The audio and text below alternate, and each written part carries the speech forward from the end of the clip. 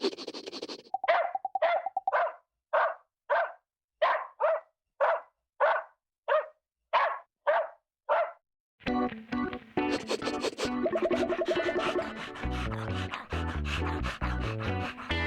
biggest difference between directing people and directing dogs is that I personally can communicate directly with the actors, and my direction to the dogs needs to be interpreted by trainers. Unfortunately, we have brilliant, brilliant trainers, and they're prepared.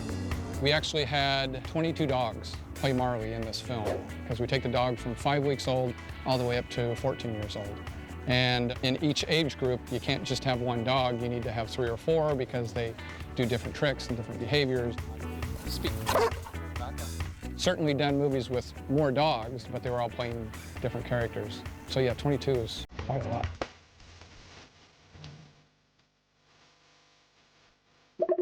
There's 2 types of yellow labs. There's the English kind, which is a lot more stocky, more of a boxy head, shorter. Then there's the American field lab, and it's a taller, lankier dog.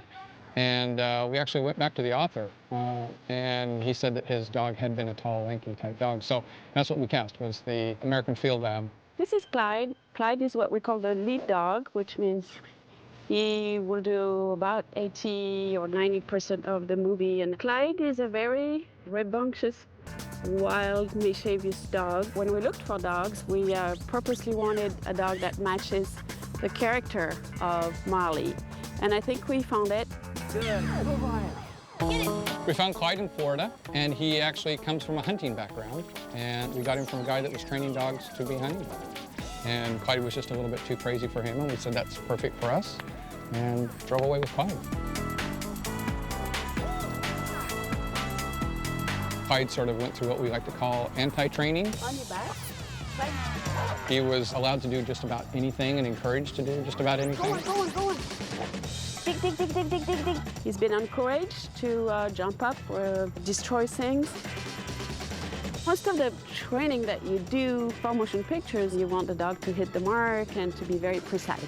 I purposely didn't do any of that because I don't want the audience to feel that the dog has been trained. And so when we're shooting with Owen, and the dog is, of course, misbehaving, Owen is always behind him telling him, "You're a good dog, Marley, good dog."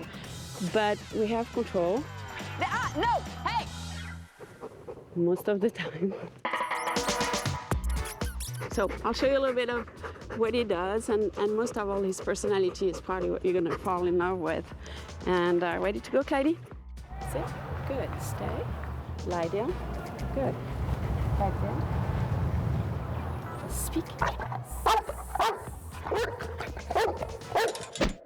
So Clyde gets little treats, that's his reward. Good. With most animals, it's all about the belly. It's really about finding something that they really like to eat, a treat for them. With dogs, it's a little more than just the belly. With dogs, the treat actually eventually just becomes good dog. It just means you did it good, and because dogs are one of the only animals that actually kind of want to do what you want them to do. Most other animals could care less. So for dogs, the treat definitely helps, but it's really, it becomes your approval. Sit. Speak. On your feet. Back up.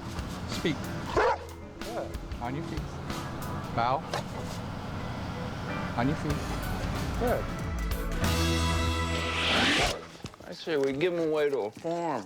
Isn't that usually what you do with dogs that are out of control? Well, usually you train them. Or you train them. Come on, down. So this is Jonah, and Jonah is Clyde's better half, meaning he's the opposite of Clyde's demeanor. Very calm and very zen, very together. We use him in the bed scenes when he's just sleeping in there, or where somebody jumps up and we just need him to stay. Clyde gets a little animated, so simple things like that. Those are what Jonah's good for. Good boy. All right, on your feet. Jonah's other main trick that he had to do was learn how to pee, but not pee. Come here. Right here. Hit it. Get in there, hit it. Stay. Good, stay. Good, very good boy. Very good boy. So we used him for that. Also, you can see Clyde is the face and has that beautiful black nose, and Jonah's got a little pink nose. So we just have to use a little makeup to make him look a little more like Clyde. Then you have the older dog, which is what Rudy is. And he is actually 10 years old in real life. And he belongs to a family here in Florida, and we're training him for this show. Sweet, sweet. He really doesn't like people that much, so it's quite interesting training him. Owen. Stay. Easy. Stay. Easy. Easy. Stay. He's what I call the unsociable Marley. He does the scene where he poops in the water in the ocean. He gets the glory of that scene. No. Hey, somebody stop him. No! No! No! Careful! Marley, no! Marley! Ah!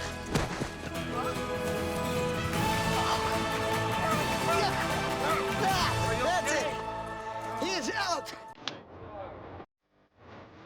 Probably the craziest antic Marley got into was we were shooting at the park right on the ocean about 2 weeks ago. And it was just a simple scene where Marley's supposed to pick up a Frisbee that two guys are playing with and run away with it.